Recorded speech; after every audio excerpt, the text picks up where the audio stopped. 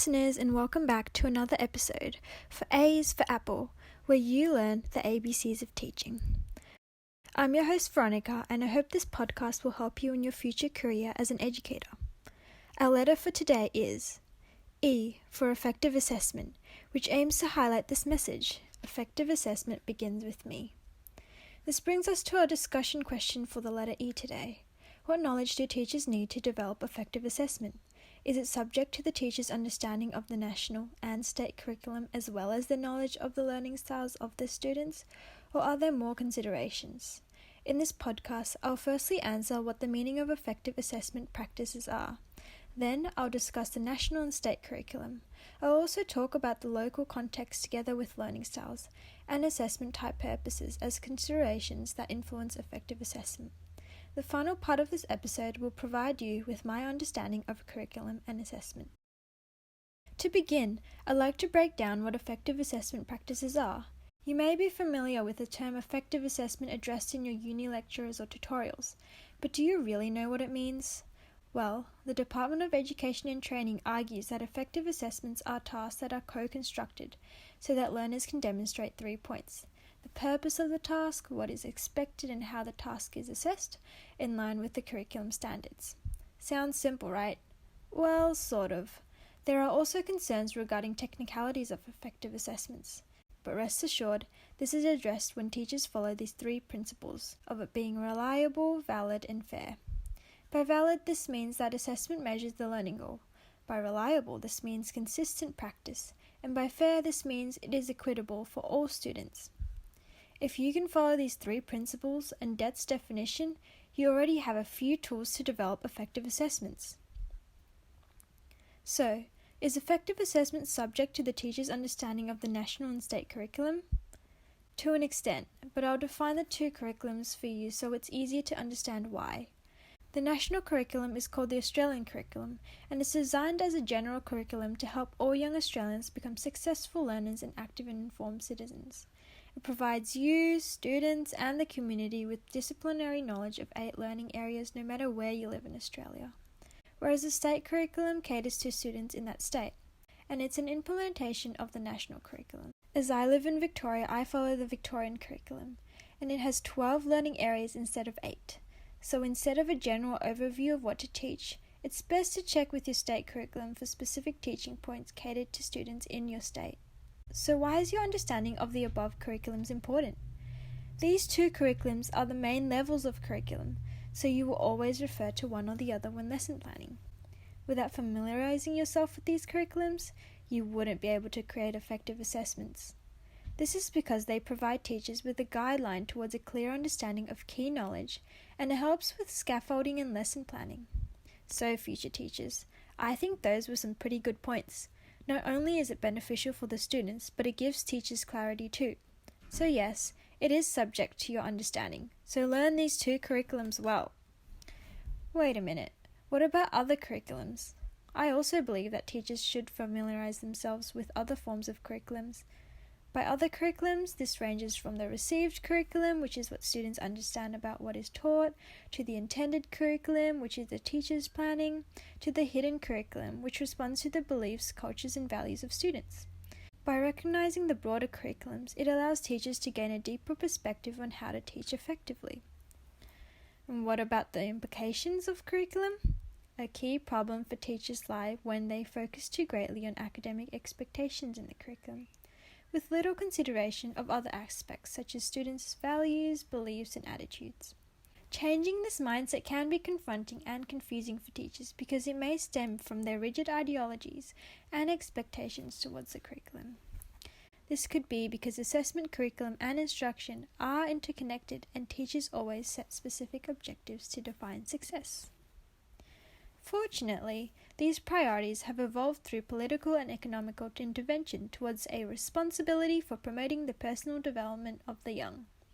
This includes students developing healthy relationships, tending to cultural needs, and reducing educational disparities. The Australian curriculum reflects this in their general capabilities section, through areas such as ethical understanding and social and personal capacity. So it is evident that teachers now have a more contextualized overview of what successful learners look like.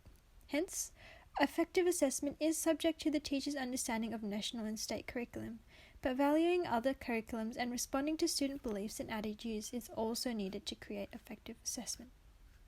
Alrighty, I know you're probably wondering, what about learning styles? I will touch base on this in a bit, because it's related to my next point, the importance of local context for effective assessment. One reason is because as future teachers, your classroom is expected to be diverse, so you need to respond to what's important for you, your students, and your students' families. This may mean responding to additional needs, those with EAL backgrounds, different cultural backgrounds, and students low, at, or above standard. Wowzers, that's a lot. If you fail to meet these needs, you may not be creating effective assessments because, like we mentioned before, effective assessments need to be fair. Your self-reflection of the context will also create personalized learning through considering student needs. This personalized learning helps create effective assessments because it can improve students' motivation and engagement with the task. You might also like to reflect on this point by considering student choice around what or how they study, goal setting, or by providing opportunities for meaningful experience, like using culturally relevant pedagogy to leverage students' cultural backgrounds. So now I'm going to talk to you about learning styles.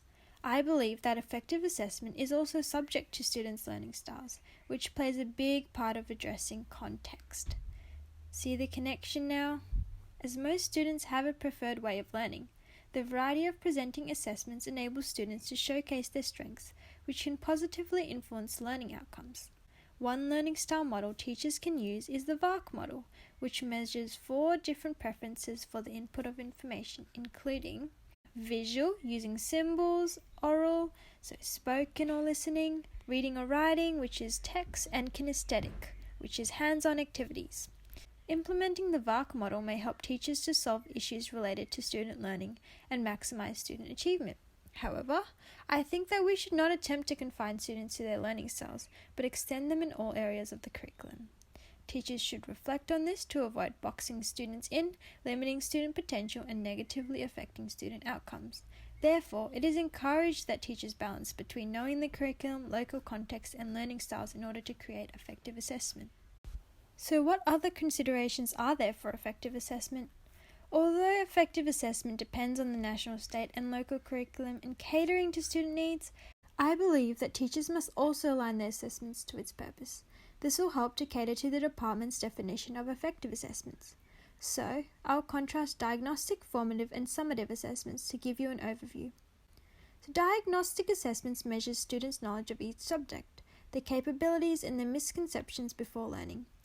Performative assessment, which is an informal assessment, is about receiving feedback and information during the instructional process to increase student achievement. Formative assessment is relatively low stakes, so it has little or no effect on the grade, compared to summative assessment, which is high stakes, so it definitely impacts students' grades. In formative assessments, teachers are encouraged to use questioning to gauge students' understanding, noting that it is a complicated task to do.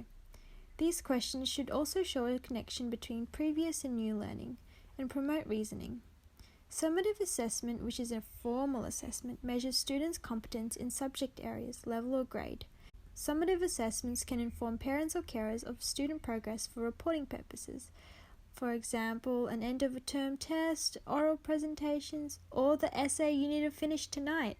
Though all mentioned assessments have different purposes, they all attempt to extract students' understanding of content, facilitate their learning, and improve student performance. So, these assessments are the most common due to its practicality, but other assessments can also be as effective when aligned with its purpose. For example, if you want to use authentic assessments because you realize you have diverse learning needs and want to respond to students' culture, then go for it. Just remember, your awareness of each assessment's purpose is a key aspect to creating effective assessments. Finally, I'll provide you with a few links between my understanding of curriculum and effective assessment. For one, we all have different ways of interpreting the curriculum because it is a reflection of different ideologies. To me, it means a set of formal educational intentions that develop the whole child, so emotionally, socially, and academically. It might be different for you. I stand on the message that effective assessment begins with me, because when I begin reflecting on myself, the national and state curriculums, and the contents of my students, I feel I am able to effectively transfer knowledge to my students in a social or intellectual context. The connection further lies when I also refer to the curriculum to create valid, reliable, and fair assessments. So to me, the curriculum and effective assessments are intrinsically linked. Thus, curriculum and effective assessment provide me with valuable information about students. For example, their strengths and weaknesses, depending on the assessment's purpose. Effective assessments are also vital to my development as a teacher, because they inform me about gaps in my curriculum and my next steps for teaching content. I'll give you a quick example of effective assessment from my understanding of the Australian curriculum. In a Year 3 class, students are placed in groups of 3, so the context is low, at, and above standard. The curriculum link is to make models of 3-dimensional objects and describe key features. The learning intention is to make 3D shapes from origami, and to describe the key features to their peers. It is a formative assessment, and it is reliable because it's replicable. It's valid because it measures the learning intention, and fair because it has a group reflection at the end. Can you see how I included all these elements in the task? Curriculum link, purpose, the 3 principles, the learning intention, it's all connected.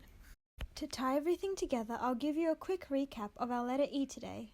As we explored, the E in effective assessments come from creating valid, reliable, and fair assessments that align with the curriculum, what is assessed, and the purpose of the task. In exploring this, I believe that effective assessments is subject to the teacher's understanding of the national and state curriculum, to an extent though. This is because the curriculum is used as a standard for effective instruction. However, other curriculums and student values need to be acknowledged for broader teacher perspectives. I also think that effective assessment depends on the context, which includes the teacher's knowledge of their learning styles, for example the VARC model, because it creates personalized learning. Nonetheless, I also argue that effective assessment is subject to other considerations, such as understanding the purpose of assessment, so understanding diagnostic, formative, and summative, and so on. From this podcast, we can gather that the saying still stands. Effective assessment begins with me. So see you next time for F for Flipped Classrooms.